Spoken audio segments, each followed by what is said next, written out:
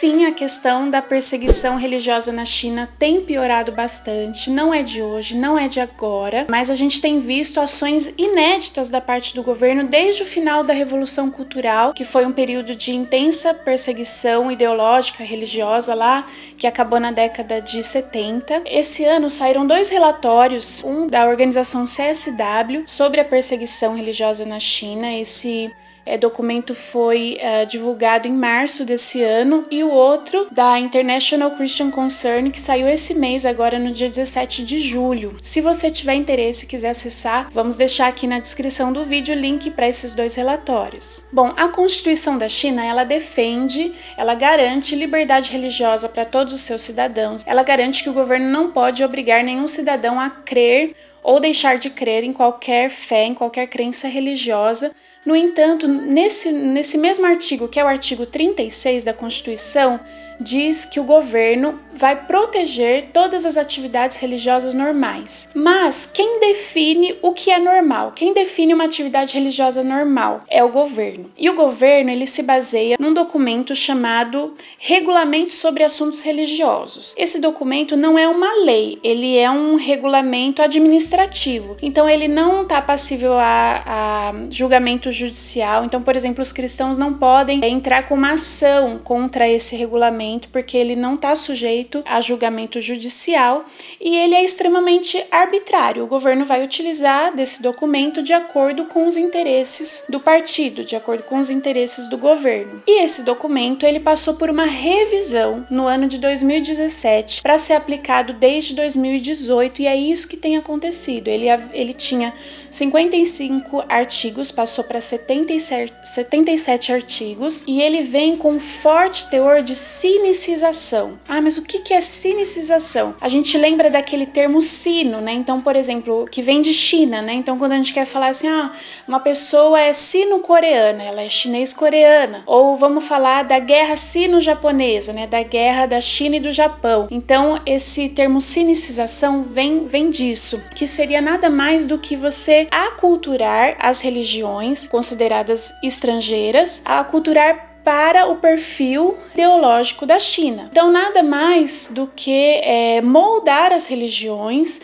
E quando a gente fala as religiões, porque não é só o cristianismo, o islamismo também tem passado por fortes repressões e perseguições na China. Então, aculturar a religião para dentro dos moldes ideológicos do governo chinês. Como que eles têm feito isso? Substituindo símbolos cristãos por bandeiras e por símbolos do partido. Então, a gente tem visto muitos casos de destruição de cruz nas igrejas, destruição de símbolos cristãos, obrigatoriedade de hastear a bandeira do país dentro da igreja. Por exemplo, em feriados cristãos, como, por exemplo, feriados importantes, como o Natal, as igrejas são, muitas delas, obrigadas a cantar canções patrióticas, né, ao invés de canções sobre o Natal. Até mesmo a própria reescrita de algumas partes da Bíblia, o governo chinês tem trabalhado nisso também, para moldar algumas partes mais sensíveis da Bíblia para dentro dos moldes ideológicos do governo. A própria também proibição de Bíblia, seja em lojas físicas, seja em lojas online, a colocação de slogans do partido nas paredes da igreja. Algumas igrejas que expunham lá, por exemplo, os 10 mandamentos, tiveram que substituir esses 10 mandamentos por citações do presidente Xi Jinping. Muitas igrejas também têm recebido do governo livros com alto teor marxista, com títulos como, por exemplo, Deus não criou o mundo, a fé vem de bruxarias e totens primitivos. Tem havido também muita pressão dos proprietários de imóveis para que não aluguem seus imóveis para fins religiosos ou mesmo para famílias cristãs. E muitas famílias cristãs também têm sido ameaçadas de perder auxílios do governo, auxílios financeiros do governo às famílias de baixa renda. Isso já acontece há muitos anos, especialmente agora que a gente tem visto nesse período de pandemia, os auxílios emergenciais, esses auxílios do governo, as famílias cristãs que professam a fé cristã têm sido ameaçadas ameaçadas de perderem esses benefícios. Muitas igrejas também têm sido fechadas para serem transformadas em estações de práticas civis, onde acontece ali o doutrinamento ideológico dos cidadãos. E além disso, gente, detenções, desaparecimentos, torturas, mortes de líderes cristãos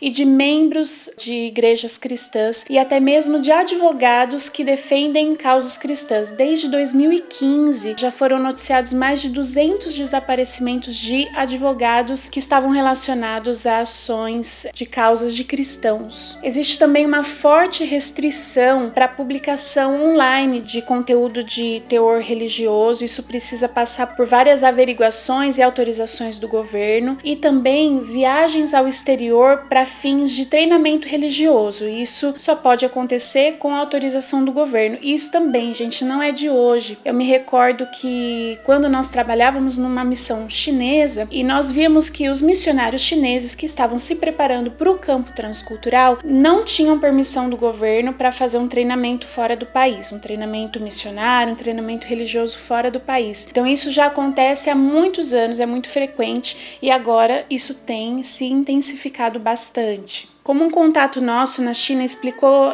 pela primeira vez em 2012, quando nós estivemos na China, que a perseguição na China ela é pendular, como se fosse um pêndulo de relógio. Então, uma hora ela pende para extrema perseguição, em outro momento, e a depender também da região, ela pende para uma calmaria, para um relaxamento dessas regras. Mas é muito instável, né? Nunca se sabe, e desses anos para cá, especialmente de 2018 para cá, a situação tem piorado sim bastante. E também com relação a trabalhos forçados, a gente tem visto muitos casos, né, de cristãos e até mesmo islâmicos que estão sendo enviados para esses campos de trabalho forçado. E, gente, muitas grandes marcas, né, que a gente conhece, marcas europeias, marcas americanas, enfim, estão fazendo uso de mão de obra escrava dessas pessoas em trabalho forçado para fabricarem os seus produtos. Muitas vezes a gente vê lá Made in China, a gente não tem ideia de que esses produtos que a gente recebe, que a gente consome, são fabricados via essa mão de obra escrava, né? Porque é muito mais barato. Então, que a gente possa ficar atento a isso, que os nossos governos também possam fazer as suas pressões contra o governo chinês, contra essas medidas, para que a liberdade religiosa na China de fato ocorra. Bom, se você tem interesse em saber mais, não deixa de acessar aqui na descrição os links para esses relatórios, e se você tiver alguma dúvida, alguma pergunta, deixa aqui pra gente, tá bom? Talvez por hora eu vou ficar um pouquinho mais ausente aqui no canal, porque eu tô bem pertinho de parir aqui o nosso segundo filho, agora nesse mês,